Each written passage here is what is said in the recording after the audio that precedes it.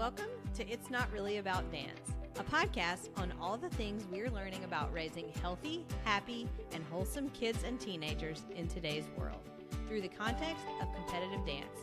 I'm Beth. And I'm Sarah, and we believe that competitive kids activities are about way more than performance or awards. They're about teaching resilience, humility, confidence, and heart. Each episode will use the context of dance to dive into real talk, practical tips, and stories to inspire you to parent with purpose. Hello, friends. Welcome back to It's Not Really About Dance. Beth, how are you this week? I am good. I'm so excited about our topic for today. I'm hoping that this one is going to feel like a big hug to people. Yeah, this is something that I have worked really hard at making a normal rhythm in my life, and I certainly am not great at it all the time. But yeah, so this episode is going to be the second one in our series that we're calling Caring for Your Own Heart.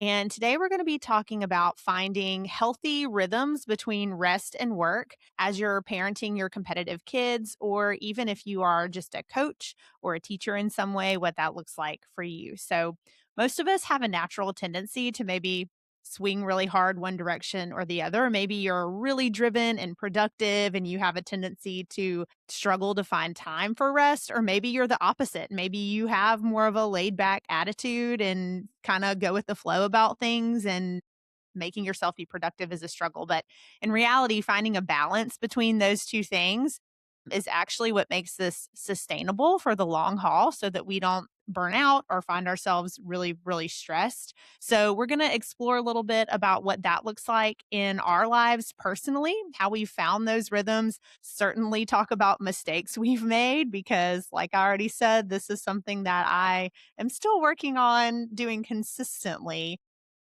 And yeah, some things that we found that maybe go against the grain or are not necessarily what our culture tells us to do or what is good in our lives, but things that help us thrive in this type of settings. Beth, do you want to start us off and talk a little bit about what this looks like in your life, or the framework of how we model this? Because you and I think we're going to find in our conversation that we have a lot of similarities in what we do. Sure. Yeah. I think it's just really important, first of all, for us to just name that we've got to care for ourselves if we are parenting or leading kids in whatever way through this stuff. The reason I was like, I hope this feels like a hug is there's those memes floating around. There's like, I probably needed a hug, but then I went and did this impulsive thing.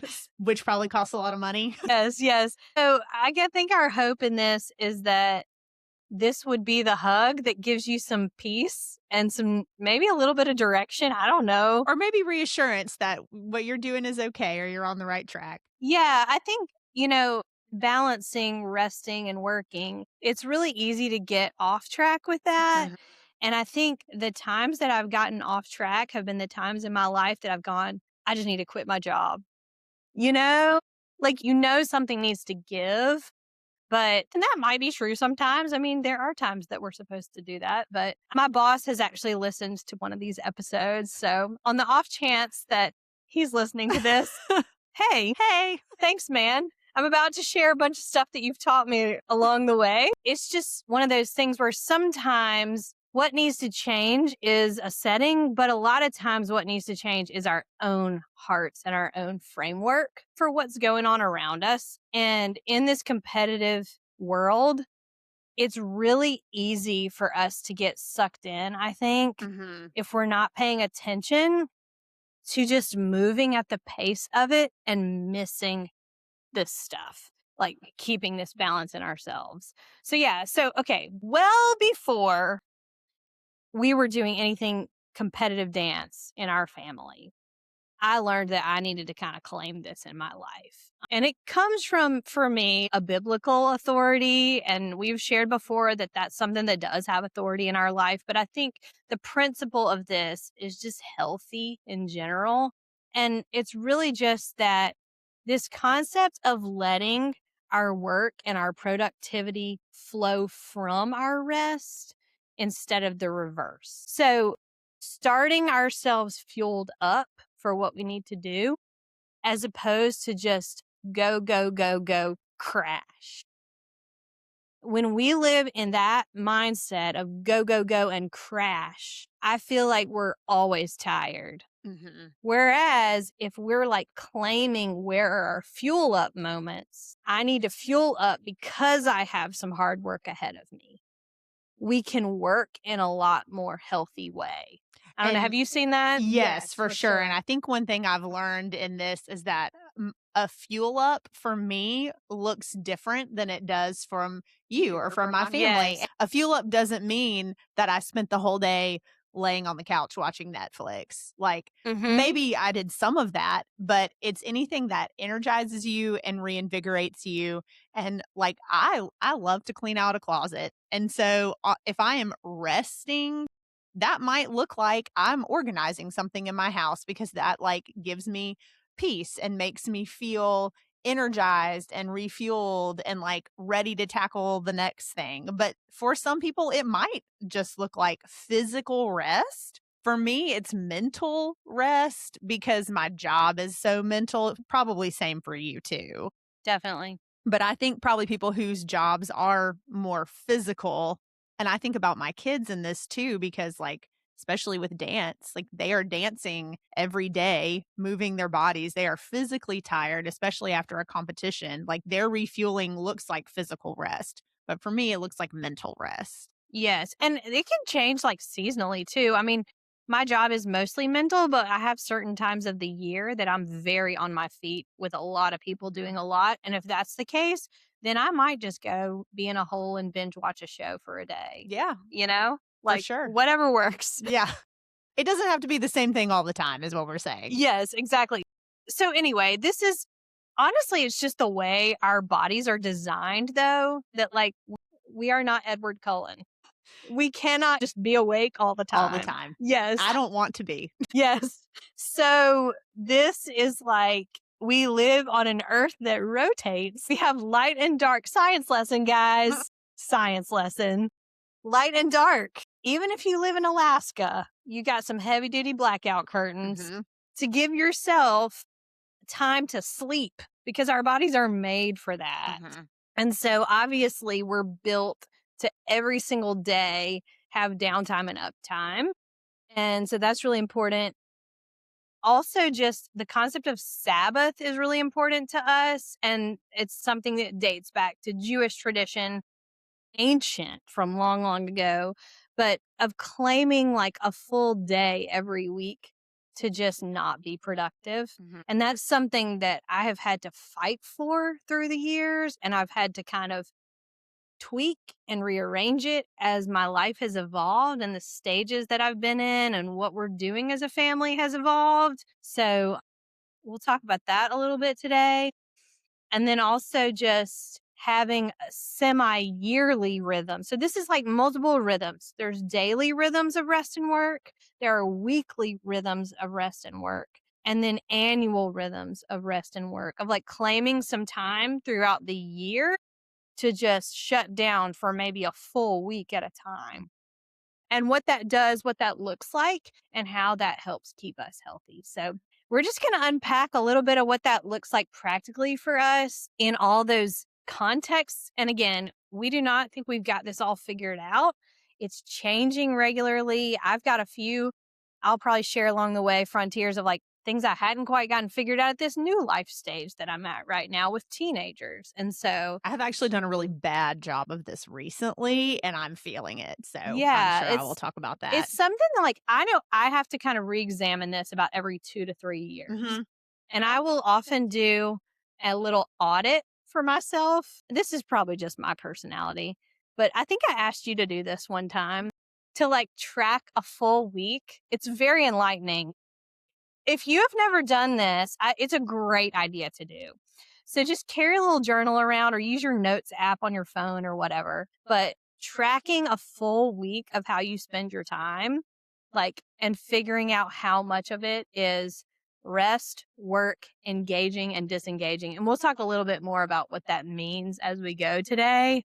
And then like at the end of the week, take a look at it and you'll be surprised like what you'll see. And it can really help give you a little bit of a roadmap of like where you want to lean in and tweak things. Yeah. So do you want to start off, Sarah, particularly just as a parent of competitive kids at the stage that you're at, just talk a little bit about what a daily balance looks like for you of sleep or rest with work, with also engaging. So engaging would be like time with friends, family, and kids, or even just personal growth, like enriching your mind, and then disengaging. What does that look like for you? Yeah. So when I first did the thing you were just talking about, when I like mapped out my day, I really learned a lot about myself and that I believe that I'm an extroverted introvert. Like truly I am introverted, meaning that I love being around people and I can engage with people well. And that doesn't like intimidate me in any way, but I find it tiring.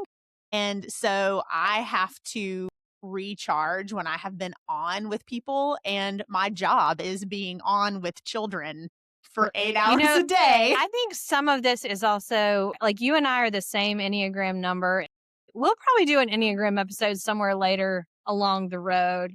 But Sarah and I are both 3s. So we are very like, we read the room a lot. We're very aware of how people are receiving us.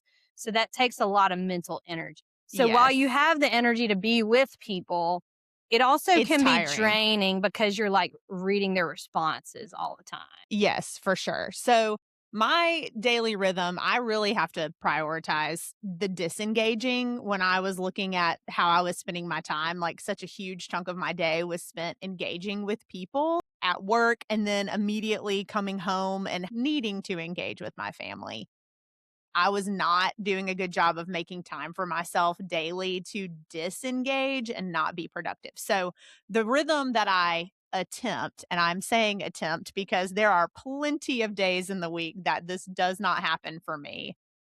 But what I attempt in my daily rhythm is I try to start my day with just like some quiet time. We've said faith is a big part of our lives. Like I really do try to start my day either in prayer or reading my Bible or something like that. I am not a morning person. And why I chose a career that requires me to be at work at 7 a.m., I didn't think that through. So waking up early is not something that I'm good at. My husband is also a night owl and my kids are too. Going to bed at a reasonable time is something that we have to be really intentional about at our house because we all just have a tendency to want to stay up and we get a second wind at a certain point. So I try to start my day with a little bit of quiet time because I hit the ground running, getting people to school, working all day, and then when I come home. So it just depends day to day. Sometimes I have to take my younger daughter straight to dance from school. She goes to school where I work. So she'll bring her dance bag. She changes in my office and I take her directly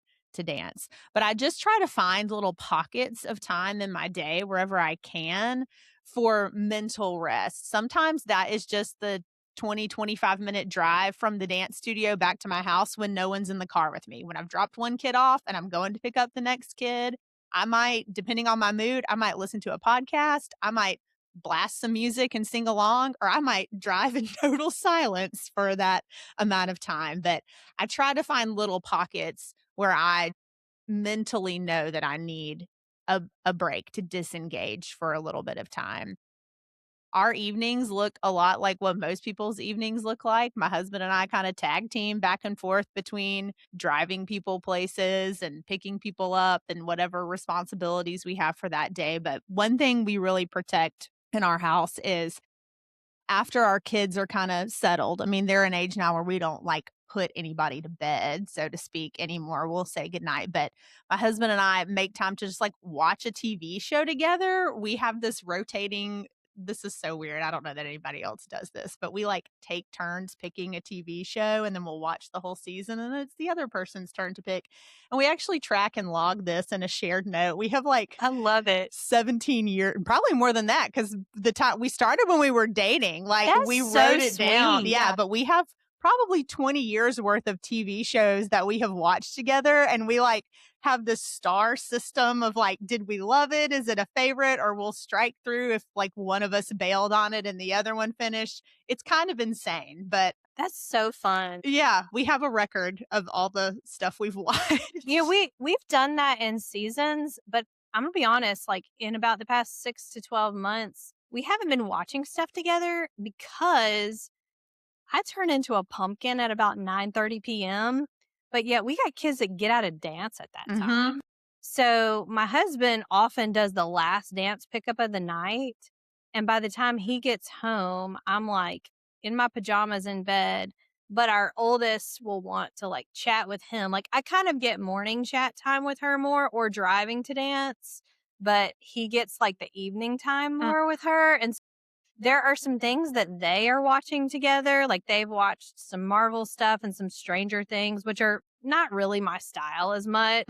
And so we need to reclaim this. Yeah. We need to be like, y'all can get yourselves to bed. Yes. And carry on with your life. And we're reclaiming this. I feel like about 2 to 3 times a week, our teenager, she leaves her phone has to charge in our room at night. So before she goes to bed, she comes and puts her phone on the charger in our room.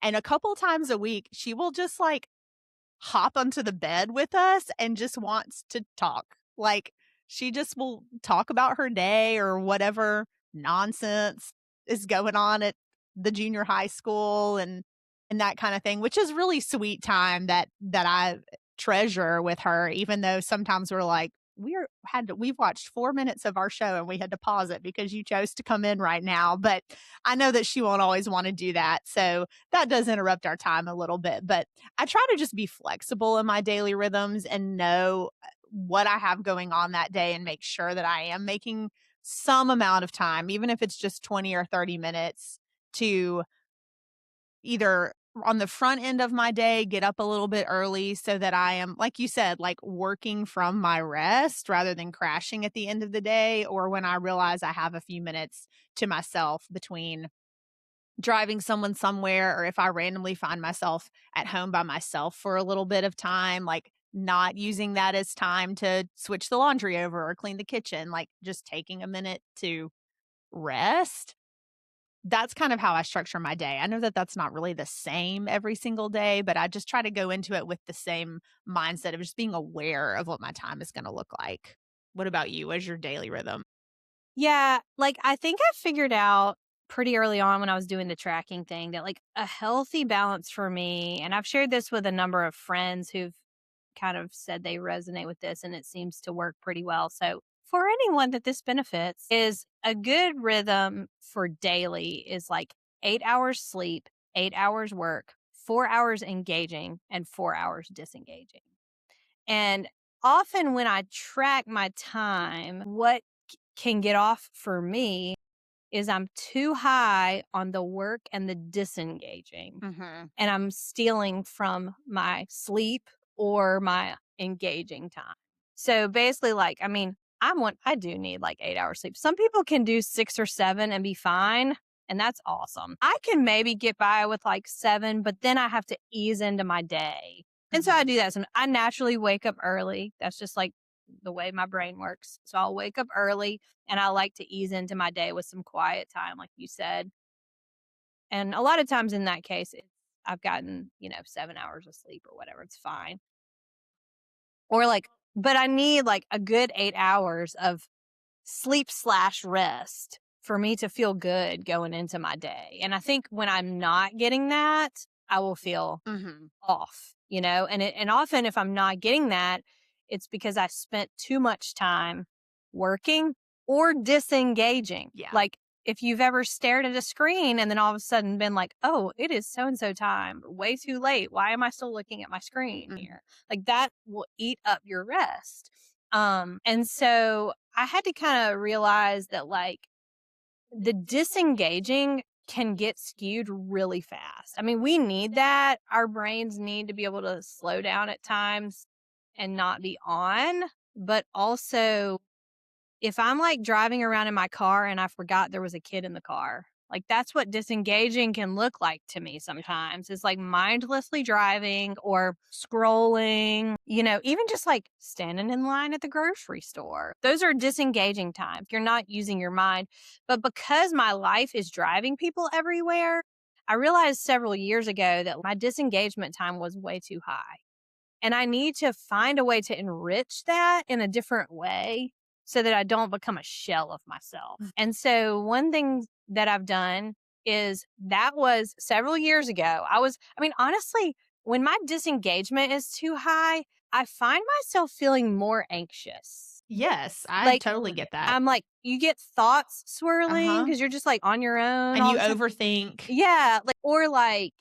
I borderline depressed, not like in a way that's like a clinical situation or anything like that, but just kind of down, just kind of lonely feeling. And so to kind of combat that, several years ago, some friends of mine introduced me to a really life-giving podcast. I had never listened to podcasts before, and I started listening to it. And then I started discovering some other podcasts, and I figured out that those times when I'm just mindlessly driving around town, I can replace the disengagement with something enriching. And so I can listen to a podcast or make phone calls. Those are great times to make phone calls. And sometimes it's work stuff. Like I'm getting work stuff done while I'm driving around. And therefore, I'm not having to push my work time into my family time. Yeah. Like making phone calls or even phone calls to catch up with a friend. That's engaging stuff. So replacing some of my disengagement times with engagement times, one big one for me was driving around town. And then another was, again, it's so easy to get attached to your screen and scrolling. And so I just like confined social media to certain short times of the day. I set time limits on Mhm. like same that I do for my kids. I put a time limit on my social media apps on myself for the day. So when it like pops up and tells me, "Hey, you've spent 30 minutes on this," it just kind of holds me accountable. Now, I mean, I can ignore it, but I try not to because I know at that point I've already spent that much time disengaged. Well, at least it's just a little bit of a like trigger to you, a Mhm. flag. Like one of the things that my boss has shared with me before is like sometimes you never notice if you're driving down a narrow road with a big ditch on the side, you're much more likely to stay in line and in the middle of the road than if you just like are on flat, wide open space that has like wide. You might accidentally veer a little bit because you're just not like aware of this ditch. Yeah. So sometimes like having just a visual thing that triggers you and you're like, there is a ditch I want to avoid here. It just helps you kind of stay on track a little bit more. And so for me, I drop my kids off to school and I pull up at work at about 7:50 and I give myself till 8:00 to scroll. It's 10 minutes. 10 minutes. And then I have another time of the day when I'm doing car line pickup. So like 2:10 to 2:20, like a little 10-minute. And then the last one would be when I'm doing dance car, pickup drop off. But sometimes I have a kid in the car with me, or sometimes I pull up and a friend is parked beside me and I'm going to choose engagement at those times instead. But there's usually at least once a day that I'm like, I got 10 minutes and I'm sitting in the parking lot waiting on somebody to come of the studio. And so that'll be like my last one. So it keeps it to about 30 minutes a day. And I have had plenty of times that people act surprised I don't know what's going on in their life. And I'm just like, I'm sorry, like, I don't stare at my screen for longer than a couple minutes. And if you're not in the top of my feed, I just didn't see it. I'm sorry. So it's just like a healthy enough amount that I'm aware of life to some degree and I don't have to go completely off the grid with that stuff, but keeping it in check. And to a degree, you can use that as engagement. I mean, I know Right. I have friends who Yes. don't live here, and like my phone is the only way that I engage with them and like see pictures of their kids. Right. And, we text and things like that. But sometimes my phone can be used for the mindless scrolling and disengagement, but sometimes I am using it to engage with people. And I think keeping it in the short doses helps me keep that a little bit more like that.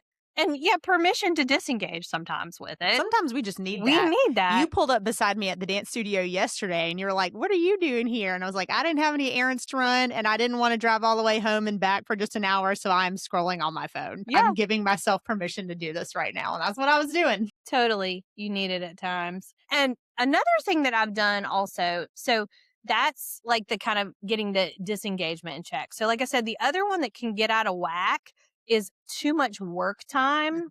And I think this has become more of a problem when I had children because, and problem is the wrong word there, obviously. Something to manage. Yes, because I have a full-time job And someone who's only responsible for themselves is like, I have my full-time job and then I have my life or whatever, you know?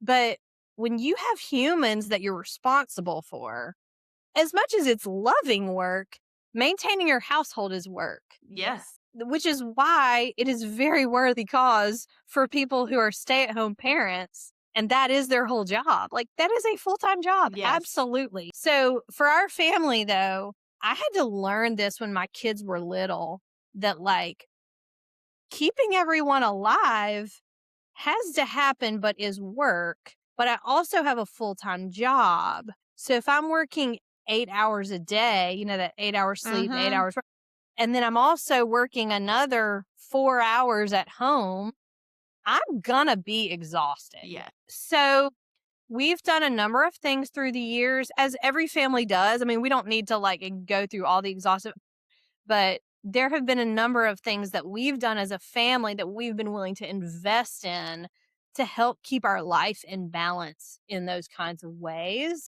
So one thing though is that I don't know a single job that doesn't have some downtime. Right.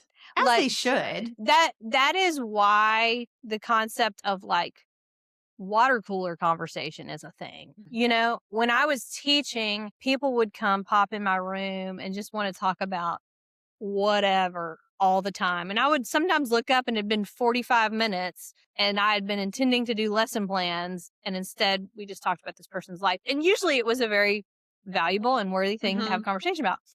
But I've learned that because I am a mom and I have responsibilities as a parent and I need to protect certain family time, I make some choices at work to not necessarily do as much, quote, hanging out in those kind of downtimes and focus on getting done what I need to get done. It's another reason I've mentioned before I work from home on Wednesdays because I don't get interrupted that way. And I can be like super productive with my work stuff. And when I take a brain break, instead of going and getting sucked into a conversation, I'll switch the laundry out or I'll get food in the crock pot for dinner that night, or I'll, you know, register for that thing we've been getting emailed about that like we're supposed to sign the kids up for, you know, whatever. I squeeze those into my brain breaks a lot of times on the days that I'm working from home, or even like at work when I'm present at our building. Like I carve out certain times where conversation can happen embedded in other stuff we're doing. I know, and not everybody has the authority to kind of lead their team or whatever, but I'm fortunate to have that. And so every Thursday, I have all the team of the people that work for me. We do an organization hour every Thursday. So like last week, we were building a storage shed together, or we might be cleaning out a closet. And when you're doing those things with people, you naturally just make conversation. And so it turned into like a time that I can double up maintaining relationships at work, because I think that's really important, but also being productive so that when there are those in between times, I can squeeze some of our household stuff in as well. And it keeps me from like just stockpiling it all. Yeah. Also on Fridays, because my work week is Sunday through Thursday, and I want to claim one day as Sabbath, that leaves one other day to do household things. So I typically get my kids off to school Friday morning and then spend time doing a lot of the like, you know, the stack of the mail that you need to go through and the budget and bills and grocery planning and shopping and all those kinds of things. I just need to be strategic and fit them into the right times where they fit to kind of help keep things in balance. Does this resonate? No, I do the same thing. And I've had an added layer of this. And like I mentioned earlier, why I have not done a great job of balance in my life, but I have 2 jobs. So I have mentioned this before that I'm also a travel agent for a company. Like this is a job that I interviewed for and was hired for and have responsibilities. It's not just like a hobby thing. So that does take up a significant amount of my time. In addition to the 8 hours that I spend at school in my full-time job, I probably work another 20 to 25 hours a week outside of that with my second job, which I do because I love and it's fun and it's like a passion project for me and something that I really like doing. So there's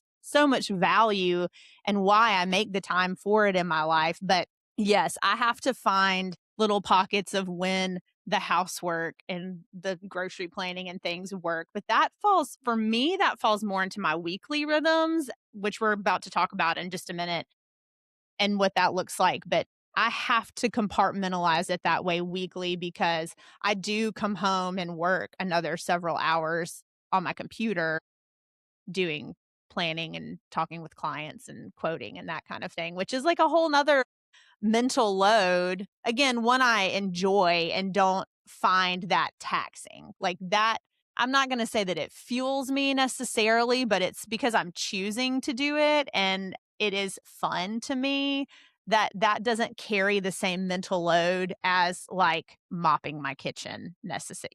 Like Sure. it's not something I'm dreading doing. And I have friends who doing yard work is their rest. It would not be for me. Oh, I hate the And yard. so I think that's what's interesting about all this is it's so individual and personal when you look at your week and your days and it's like the 8 hours sleep, 8 hours work, 4 hours engaging, 4 hours disengaging. Because sometimes what's labeled as work, like it might be your job, is more in the category of engaging or is more in the category of maybe even rest. Like, there's a level of like accomplishment, which Yes. is rewarding to me, which is the same feeling I get as like organizing a closet. It's yes. like I've completed this thing and I feel good about it versus making me feel tired. Exactly. So I think it's a matter of like work are the things that are responsibilities that you have that you wouldn't do in that moment if you didn't have to. Yes. Does that make Yeah. sense? Yes. So your body really only needs about 8 hours of that a day. Mhm. So if there are things that are just like completely life-giving, then that kind of fits in a different category. But every one of us has work to do that's like, I'm doing this because it needs to be done. Right. Like, and it's my responsibility and I will hear about it if I don't do it. That's to me the Yes. category of work. There will be a consequence if I don't do this. Right. And so there's other parts of like, when, like I said, there's downtime at my job that if I don't do that thing, nobody's going to come being like, why didn't you show up for this? Why Right. didn't you have this conversation at the coffee maker? Mhm. And so those are moments when I can choose something else and maximize my time. I guess that's really what it's about. Yeah, for sure. Yeah. So the engagement, we want that up though at the 4 hours. That's using your mind and enhancing your life in some way, like relating to other people or expanding knowledge. I struggle with that more in the summer because I'm not going to my regular day job when school is out. That is a time that it is very easy for me to find myself slipping into way more than 4 hours a day of disengagement because if my kids are off doing something or if they're at camp or at a friend's house or their social lives just flourish in the summer and I may find myself home because my husband still works all summer. So I find myself at home alone a fair amount. And the first little bit that is great and fun, but after a while, I do have to be really intentional about engaging with people and seeking those kinds of things out so that I don't just end up, like you said, just kind of in a funk, like feeling lonely. Most of that is what the biggest thing is. It's just feeling lonely. Right. Yeah. We're meant to be connecting in those kind of ways. So, yeah, that's good. So, you want to shift to talking about weekly a little bit now? Yes. So, like you, I pick one day a week as Sabbath. And my husband does this too, because it's really important for us that we try to model this for our kids, because I think that we just live in a culture that doesn't make this easy with all the things that we find on our schedules and responsibilities that we have. We do try to pick one day a week where we are just not productive. And for my husband and I, because, he works at a church with you, his weekend is Friday and Saturday, and mine is Saturday and Sunday. So a lot of times our Sabbath is not on the same day. And we have had to figure out what that looks like in our family. But for me, it kind of alternates between Saturday and Sunday. For him, it's always Saturday. But if it's like a dance competition weekend and I know that I am not going to get a true day of nothing, I'll have to adjust a little bit. But I pick one day that I am not productive. And that, like we said earlier, it doesn't mean that I sit on the couch all day and don't engage with anyone or maybe do a load of laundry or something like that. But it's a day that I intentionally am choosing to do things that I find life giving and restful. So we try to make that a family day as much as we can too. Now that I have a teenager, she is often off with friends or at a sleepover or doing something like that on Saturday. But we try to make it a point to do something together as a family, whether that's just watch a movie in the evenings or I don't know, go on an outing to our local shopping area and like walk around Target or something like that. But we pick a day that we are intentionally unproductive and restful and not trying to do all of the things that we typically do during the week. Like I said, my husband's day is always Saturday because he works on Sundays. But for me, it might be Sunday as well. But my other weekend day, if it is not my Sabbath day, that is the day that I sort of load all of my house tasks that I maybe didn't get to during the week. And I find Sunday afternoons to be a great time to do that because my oldest daughter is at youth group. My younger daughter has gotten into a rhythm of she spends a lot of Sunday afternoons with her grandparents, and that just has kind of been what they've done for the last several years. That's her time with them. We're fortunate that they live in town, not too far. So I have a big chunk of time on Sunday afternoons that I will get all the things done, and it helps me feel prepared for the week. I'll do the deep cleaning tasks at home, like mopping my kitchen floor, like I just said, which is my least favorite thing to do. I'll go to the grocery store, I'll meal plan for the week, all of those things that I don't necessarily have the time or mental space for to get done the rest of the week. I like to do at one time because my brain just works in a way that if I have everything, if I know that I'm dedicating, Sunday afternoon from 2 to 5, I am doing house tasks. That helps me not make it last too long where I'm just killing myself and resentful about doing all those things. But it also makes me do them because I have intentionally set aside the time to get those things done. So Saturday and Sunday may flip flop depending on the week and what I have going on. If we just have a busier Saturday where we have commitments and things, I will let the house tasks go for the week. I mean, I have learned that the world does not come to a screeching halt if I do not mop my kitchen on a Sunday. It's going to be all right. And that has been something that has been hard for me to let go of is being okay with undone tasks. And that is true for all areas of my life. I love a list. I like to check things off of a list, whether it's my school job, my travel agent job, or my to-dos at home. I have really had to make myself uncomfortable a lot of times with just being okay with not crossing everything off the list every day and letting things carry over to another day or even another week. And guess what? I am fine. And everyone in my house is fine. And I have not lost either job, nor has anyone even gotten mad at me. And it's Right. all okay. That was all pressure I was putting on myself I feel your pain. for no reason at all.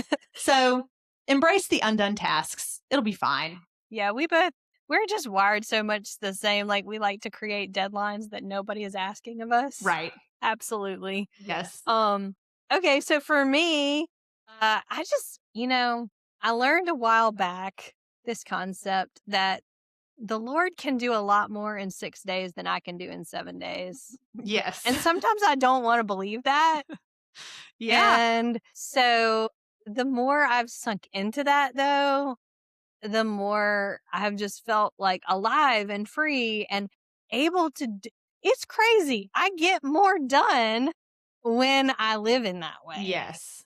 And it's so counterintuitive. But that's really what we mean by Sabbath. So for me, it's always been about, I just want 24 hours that are uninterrupted that I can consistently claim. And so I've had to move it a little through the years. But one thing I kind of tapped into really early on as I started thinking about this is that even the Jewish Sabbath used to go from sundown Friday to down Saturday, it crosses over a calendar day. Right. And so I think for a while I was trying to think like, oh, it has to be one day of the week. This square on my calendar is the Yes. day. But that is not what I do. So pretty early on when I kind of started realizing this, I was like, I am going to claim noon Friday to noon Saturday. And what that did for me, because I'm off kind of like you're talking about, because you're the flip, but your husband works with me, so he lives my life, is like I'm off Friday and everybody else is doing life. And so I could start my Sabbath with some me time while everybody else is off at school and work. And like it could truly be like people are not asking me questions. I'm not being Or asking for a ride. I'm not being pecked to death, you know? Like these were when my kids were little, you know? Like Yeah. I was just like, okay, I need some me time. Because reality is, and I hear this from other moms all the time, it's like, I want to do a Sabbath, but I have small humans I have to keep alive. Yes, absolutely. Those are real responsibilities. Like when you're resting, you still have to feed your baby and clean up after them after they've eaten and done all the things. Like, yes, I see that and that is real and I have lived that. And so when I was in that season and I knew like there was no sleeping in on Saturday because these people are going to be up Someone was up at 6 or and earlier. they need something. So when that's the case, I had to be creative. And so I was like, okay, well, they're in preschool or whatever, you know, like Friday and then, you know, school. Like I was kind of in that stage. I can have a little bit of me time. And then when everybody gets home, I feel fresh. And we can have a good Friday evening as a family together. We can, you know, have a slow Saturday morning, maybe go do an outing or something fun, you know, all that kind of stuff. And then for me personally, and this is not true for most people, but about Saturday afternoon, because Sunday is such a big day for me at work, I start getting hit with random things I got to deal with work wise. Like people are sick and aren't going to be there tomorrow, and I got to call somebody else and rearrange things. Like I got to do a lot of that kind of stuff. Or even if I'm teaching something Sunday, I have to practice and prepare for it. So Saturday evenings are not super restful for me, like they are for most people. So I had to do noon Friday to noon Saturday, and that really worked. As I started to get into more recent years, as my kids have gotten older, I realized that it shifted a little bit. And actually, my kids are a little more self-sufficient. I'm not having to do as much for them on a Saturday morning, but they stay up later. And a lot of times I'm like having to drive people places Friday night, Saturday night would not be my choice to do. And so something about that I'm still navigating, but I've sort of shifted. And again, I'm not like legalistic about this, but like 2 p.m. Friday to 2 p.m. Saturday. Because what that does is it gives me Friday morning to do all those household things like you're talking about, all the way up until like 2 o'clock when I got to go get in a school car line. And then like a slower morning when my kids sleep in a little more now to kind of counteract that time that I used to have on Fridays. And it just lets me like be more shifted to like the later evenings kind of thing. So we have to kind of adjust as the years go on. But the biggest thing for me has been picking something that's consistent, because you have to fight for it, because the rest of the world doesn't do this. So like, I don't even know how many times people have tried to tell me, like, these are not people that like work directly with me, but like maybe I'm like, I need to make a phone call or meet with them or something. And people will tell me that Fridays and Saturdays are their best time to meet. Or like I get invited to stuff Friday that feels like work to me, that it seems like a social thing, but I know it's going to take my mental energy. And that's when I'm supposed to be resting. And so I have many, many times said no to things and it feels wrong to say no to it. Like, or you feel like you're being rude in some way. Yes, but I had to get okay with not giving excuses. Sure. You know? Or like, I don't need to guilt people. I don't have to be hoity-toity about this is my Sabbath and I am protecting it. Like, that is not necessary You're or not helpful. Making it your Facebook status for the week. Like, and so it's like, you know, people will ask me and it's just like, oh, sorry, that's not going to work. Yeah. That's all I have to say. I have just said, oh, I'm so sorry, I have plans that I day. can't do that. Yeah, and the plans Because are the plan is that I need to rest and yes, the protect plan is family time. resting. Mhm. And even my kids, they have some friends who would ask them to come over every single week, and so we'll be choosy about it. It's like, okay, you can go one time, but we're not going to go every week at that time because that's the time we're supposed to be protecting as a Mhm. family. And I need to model that for them, Well, and that we it's all need downtime. yes, and it's a fine line too because my older daughter is so social. Like she wants to be with people all the time. She has always been like this. In modeling that rest is good, but not making it something that she's resentful of Sure. because I'm telling her she can't go do this thing with her friends because we're resting as a family. We have to fight that battle and when it's worth the fight and when it isn't. Well, I tend to just pose with my older ones when I feel like they're like doing things all the time. Yes. I'll say, when are we going to rest? Like, I'll give them ownership of it, being like, you need to build rest into your life. This is not healthy. You're going to get sick. You're going to, all these kinds of things. And so I'll let you choose, but when can we do this? And like helping them have ownership of Find it. a time that they're going to work it into their life if it's not at the same time as you. Yes. And I feel like this popped into my head and I just like wanted to say rest is for me I think it's going to sound not right, but I'm not going to do anything that I don't want to do. Yeah. Like if it is something that I am choosing to do because I want to do it in that 24 hours, I will do it. But if it is something that I do not want to do that particular day, then I'm not going to do it in that Sabbath time. And what I want to do from week to week changes. Sure. Yeah. Now, one thing that's definitely relevant to bring into this conversation are like competition weekends. You kind of referenced this before, but I had to do some examination of this personally because I had started developing this type of rhythm of having Sabbaths and all this kind of stuff before we were doing competition. And when we shifted into that mode, I was like, oh, that falls on the weekends. What's that going to do to me? But I have been so pleasantly surprised because here's what it looks like in real life. And we talked a little bit about this on the last episode, the way I really protect those Friday arrival days at conventions. We give ourselves plenty of time to get there so that we're not in a rush. We walk around, get the lay of the land, take everything in. We keep a very chill, like tone as we're going into our Friday. And even if my oldest has to compete on Friday, it's usually one routine. It's not as stressful. So it's not the hustle and bustle of the rest of the weekend. So it's like that Friday, that Sabbath, like we get all the best versions of competition. And it is so life-giving. And that is rest. Yeah. I mean, that is Sabbath. It is memories and joy and time with my kids that like I love and adore. And so that does not disrupt anything.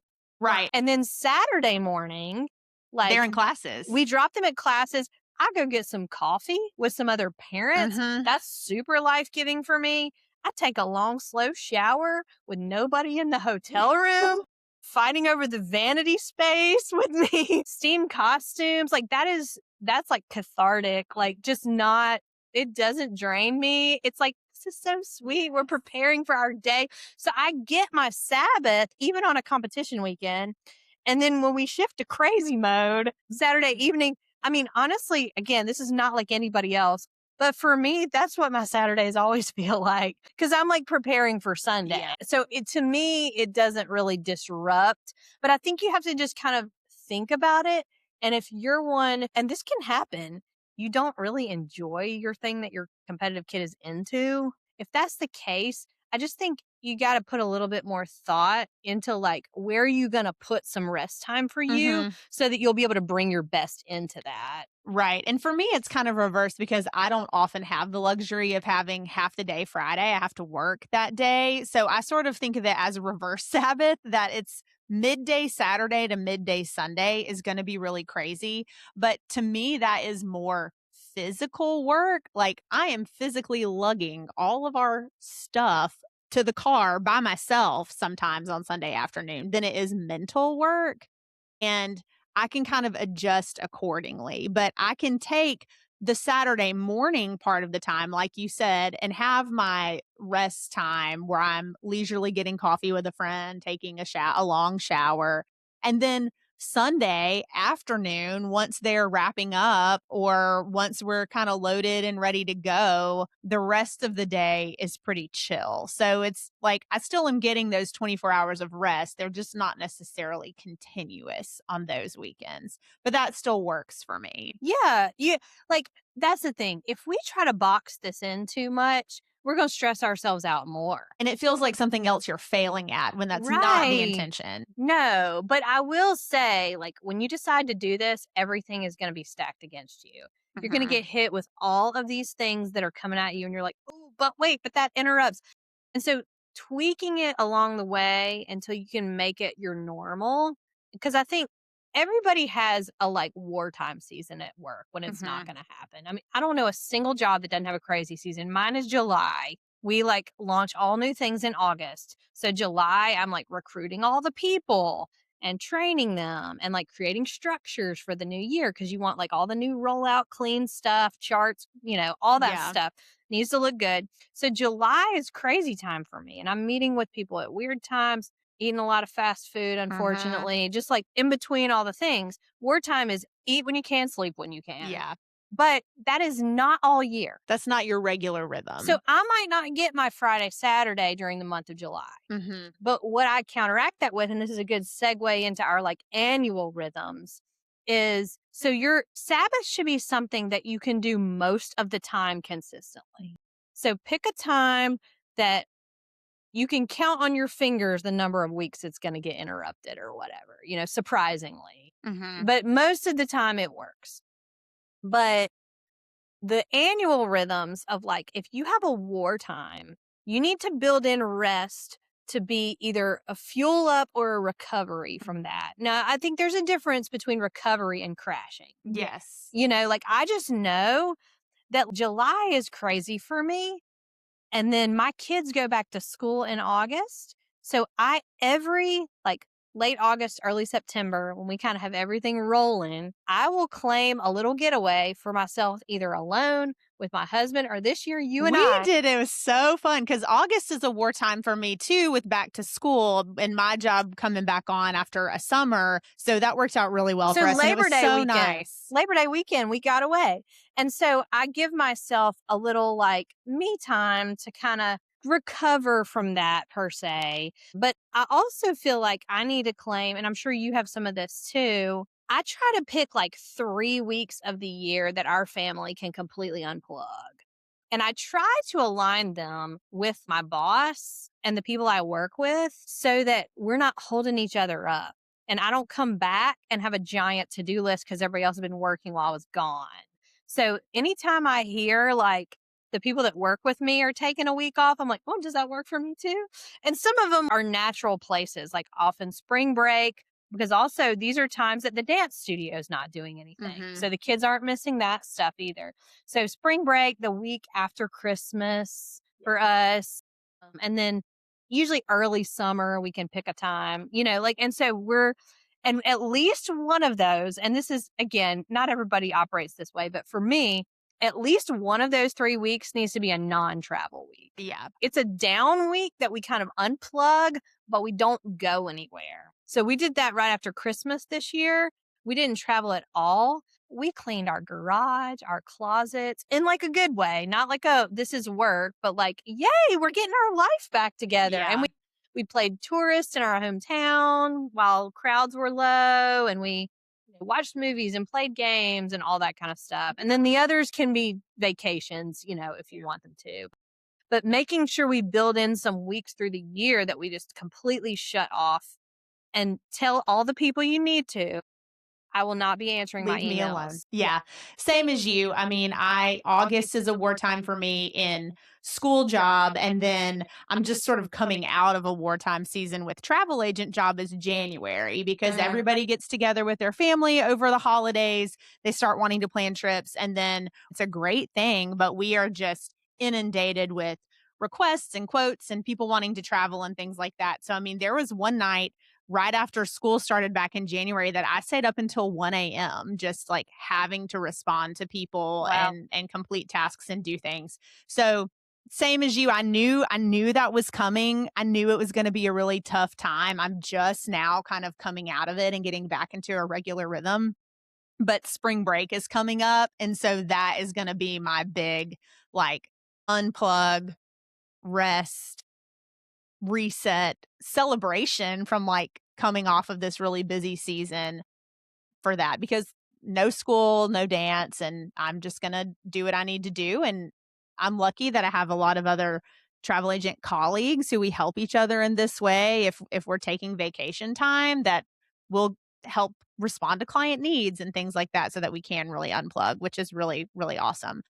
The week between Christmas and New Year's, our family also did we're not really traveling anywhere. We're just going to hang out at home.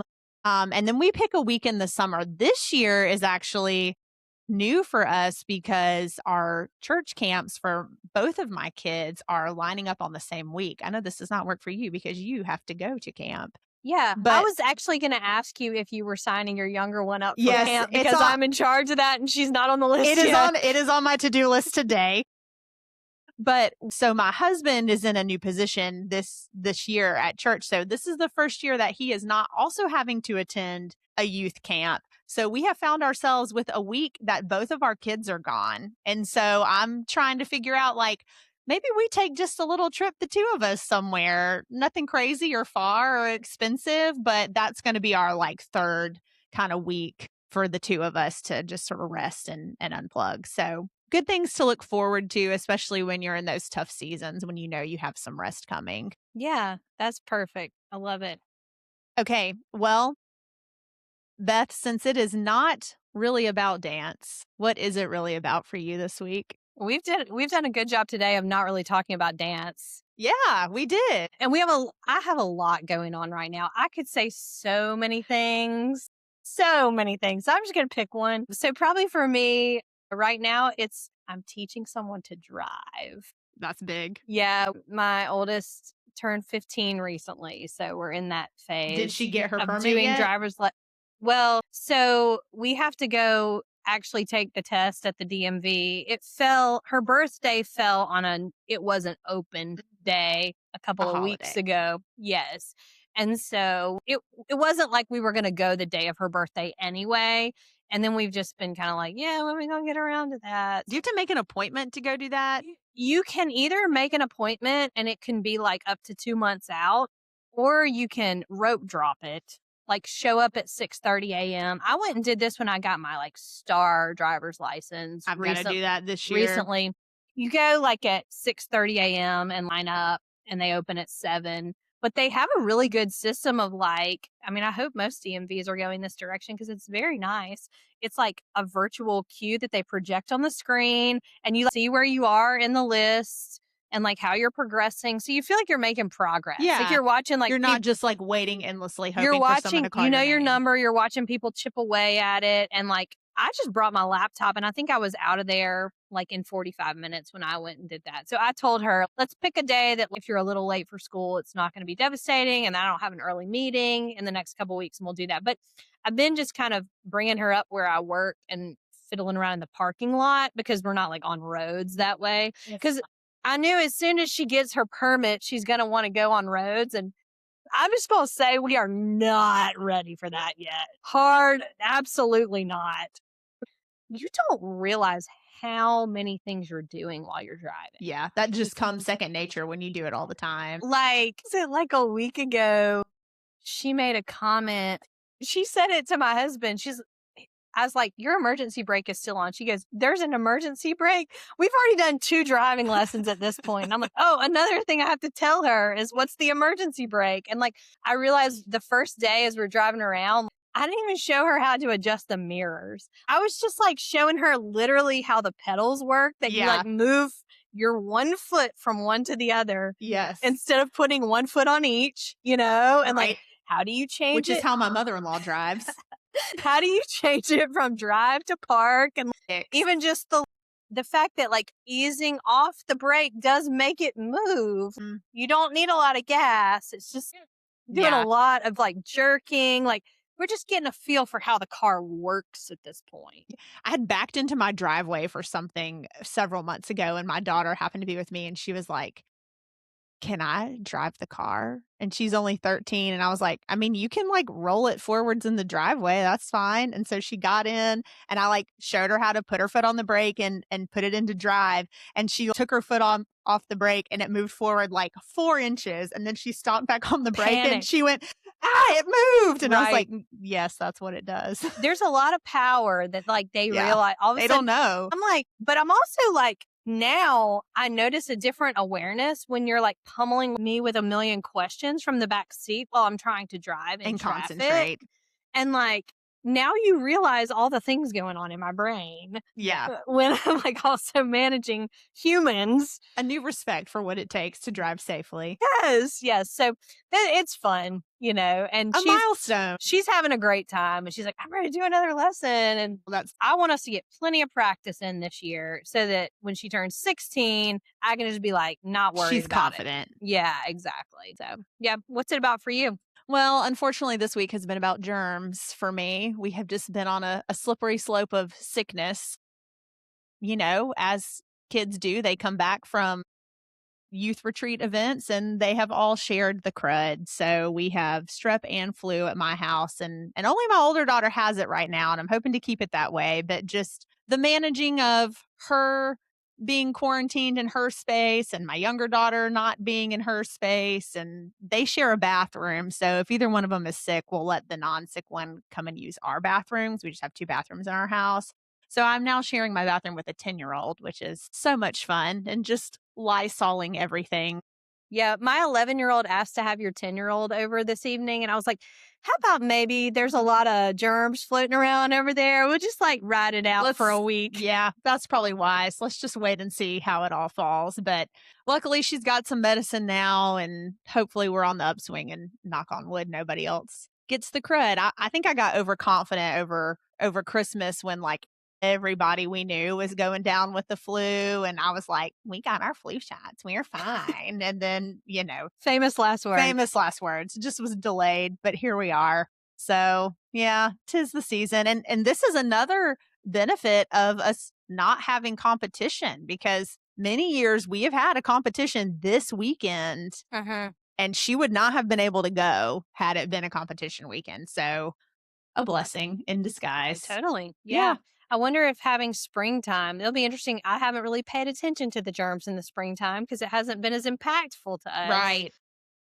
Surely it's less likely, and we're not having to navigate like weird winter weather situations and driving several hours away. So Right. while I was kind of sad about it, there have been some benefits of not doing comp stuff in the winter months this year. Yeah. All right. Well, I think that wraps it up for our episode today. Please be sure that you subscribe if you are enjoying what you're listening to. Share this with a friend. If you know someone who you think might enjoy hearing our conversations, you are welcome to reach out to us by email. We would love to hear from you, hear any of your stories, or if you have things you'd like us to discuss or questions for us, our email is notreallyaboutdance@gmail.com.